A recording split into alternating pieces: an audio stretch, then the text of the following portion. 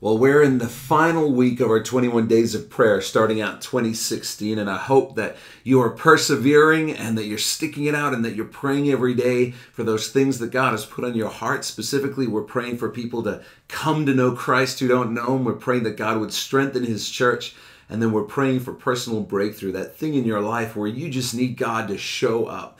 And I want to encourage you in this final week with something we talked about a few weeks ago. Just a quick reminder that Jesus, 2 years earlier during the Sermon on the Mount, teaches on prayer. And He gives what's commonly known as the Lord's Prayer, which is just around 64 words, can be prayed in under 30 seconds. And 2 years later, the disciples come to Him again and they say, "Teach us how to pray."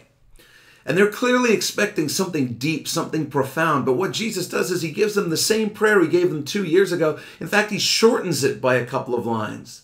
And what Jesus is doing is He is saying, guys, listen. There's no special secret, no lofty idea behind prayer. The whole thing is about your heart and your emotion that you're putting into it. Are you praying with sincerity? Are you coming from a heartfelt place? And I love that because Jesus gives us as an example of prayer, not a 2-hour intercession session that most of us can't physically seem to get ourselves to do. He gives us an example of a short prayer, and He reminds us that it's not about the length of our prayers, it's about the strength of our prayers. And so if you're maybe like me and sometimes you set out to pray in an epic fashion and you're discouraged because your mind just tends to wander, I want to remind you and encourage you of what Jesus said. He said there's incredible power in something small that comes from a heartfelt place. So even if you're praying the same thing you've been praying for days, if you mean it every time you pray it, there's incredible power in that. If throughout the day, all you can think to say at one point is, God, thank you for this moment. Thank you for putting this person in my life. Or just saying, Lord, I love you. There's power in that. You know, when my kids come up to me and give me a hug and say, I love you, Dad, and then leave, I never do this. Guys, is that it? Is that all you've got? No conversation? I mean, why do you even bother?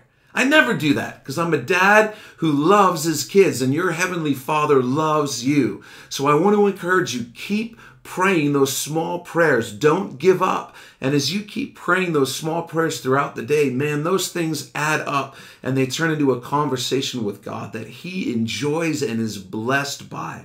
So don't stop praying. Don't give up. Engage your heart, even if it's for a short amount of time. Stay connected to God through prayer. Keep persevering. And I know He's going to do great things as you seek Him in faith through your prayers. Blessings.